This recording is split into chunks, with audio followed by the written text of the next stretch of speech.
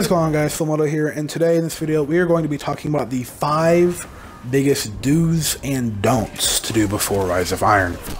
Now, I'm putting out this video because, well, there's just a lot of misconceptions on what to do before the DLC drops, and I want to get everything clear with all of my viewers, but without the way, let's get into the video. The first one, edge your factions. If you don't know what edge factions means, it's basically where you get them on the edge of ranking up. And and then whenever the DLC drops, you do a bounty or two, and then you rank them up. You get a package, and you get gear.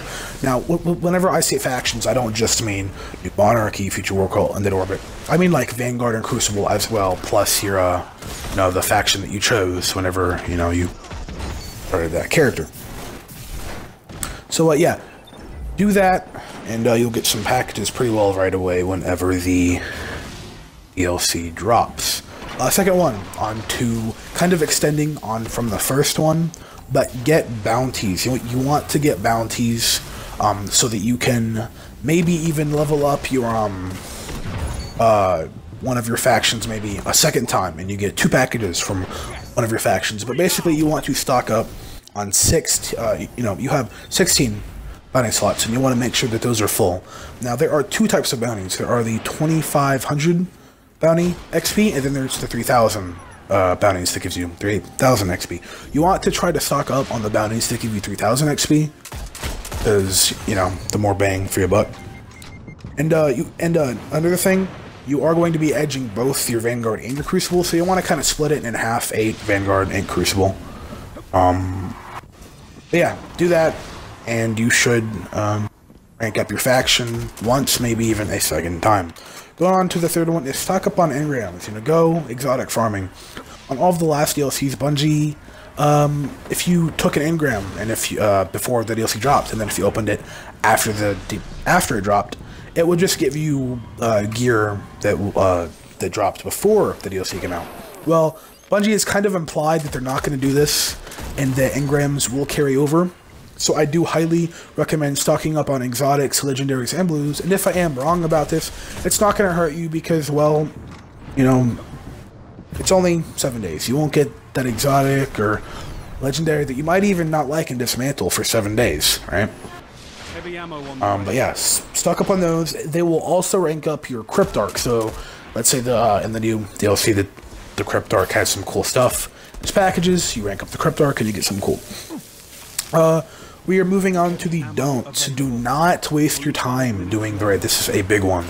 A lot of people think, oh, the Rise of Iron is coming out and I need to rank up my light level as possible. No. Whenever the DLC drops, all of the blue gear is going to be better than your legendary and exotic. So there's no point in doing it. You're just going to be wasting your time. Yeah, don't do that. It's a big no-no. Don't do that.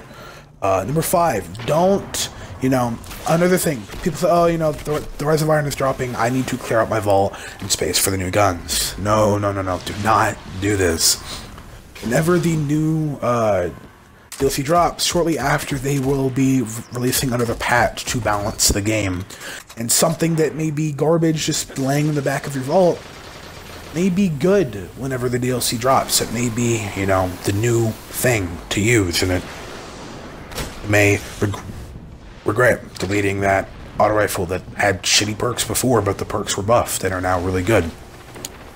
But that is going to bring us to the end of the video. Enjoy the rest of the gameplay. Not going to spoil what happens. I did join the game late, so I'm just going to leave it at that.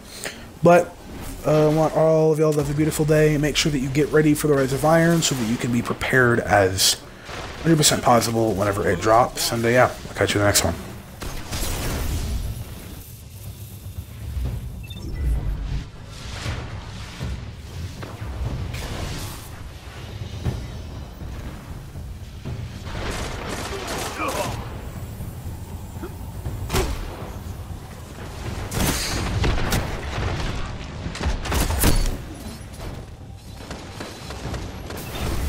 Crucible matches require more focus.